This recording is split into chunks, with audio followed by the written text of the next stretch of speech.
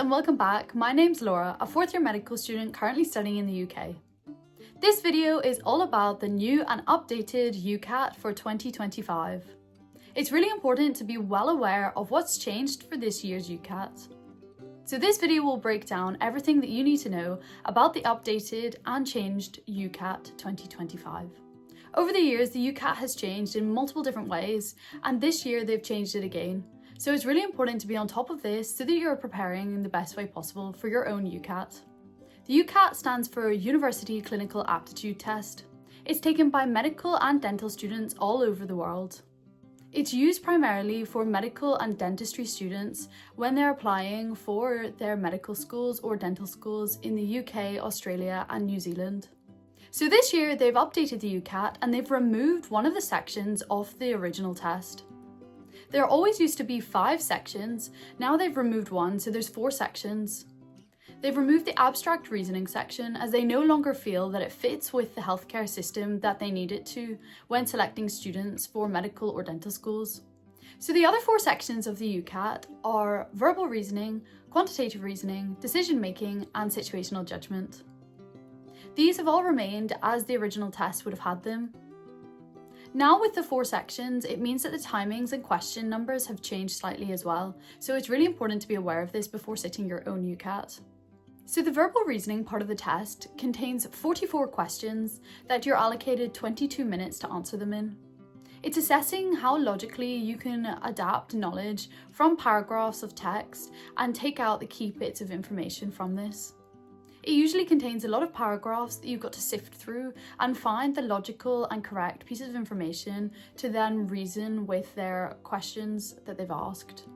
The next part of the test is the decision-making part, and this contains 35 questions that you get 37 minutes to answer these questions in.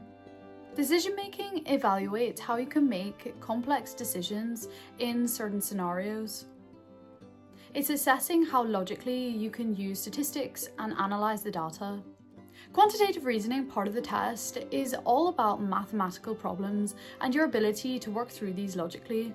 It contains 36 questions and you have 26 minutes to answer all these questions. The situational judgment part of the test has 69 questions that you get 26 minutes to answer all these questions in. The situational judgment part of the test is all about ethics and how you're able to be non-biased when judging real-world scenarios. With the new updated UCAT for 2025, the scoring points has also been adjusted to account for the removal of one of the sections. This means that your score is now able to be out of 2,700 points, rather than the old system that was out of 3,600. This means that the verbal reasoning, quantitative reasoning and decision-making parts of the test can range from 300 to 900 points available. The situational judgment part of the test still is marked separately and is marked in bands of band 1 to band 4, with band 1 being the best score. The UCAT is a really integral part of the application process and how you will be selected for medical school interviews. So it's really important that you're able to prepare well in advance of your UCAT so that you can score the best possible points. Here are some tips that I highly recommend and that I used for preparing for my own UCAT for getting into medical school. So my first top tip is to get familiar with the test format. As I've already mentioned in this video, the UCAT this year has changed, so it's really important that you're using up-to-date materials and resources when you're getting familiar with the testing format and program style. It's an online exam and it's really important that you're using online resources to prepare for this exam. For me, sitting the UCAT was a very new experience. I had never sat an online exam before and the question styles were very different to what I was used to with GCSEs and A-levels. So it's really important to familiarise yourself with the online platform as well as the format of the actual test itself. So that brings me on to my top tip number 2, and that is where you can get question banks to start learning all of these new ways to answer questions in different styles. It's really important to be familiar with each of the sections as each one tests slightly different abilities and skills. You can get free resources on websites such as Pre-Med Projects, which I've put the link down below, and also the UCAT Consortium. They have the ability to mimic and replicate the actual exam style, so I'd highly recommend going onto these platforms and giving them a go. These sort of question banks are going to be the most real to the actual exam that you'll sit, and they also have some timed resources that means that you can actually see how well you would do in the real exam, which is really, really useful and important. As you may already be aware, the UCAT is a very time-pressured exam, and that means that practicing in timed conditions is essential prior to your own UCAT. I'd highly recommend getting used to using the online materials and actually using the timed versions of their questions. This means that you can get a feel for how you would actually perform on the day when you're under pressure and having to choose questions quickly.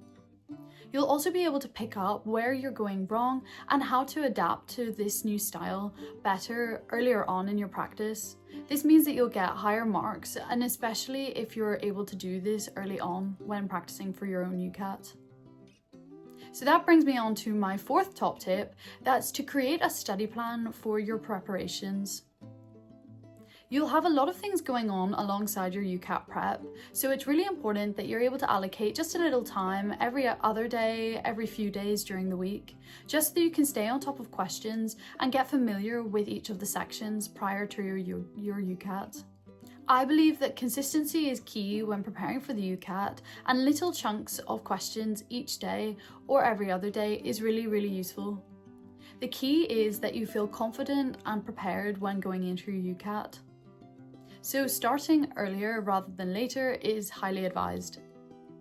You want to make the UCAT preparation as enjoyable as possible and something that you actually want to go and do, so make sure that you continue doing your other activities and hobbies that you enjoy alongside your UCAT prep.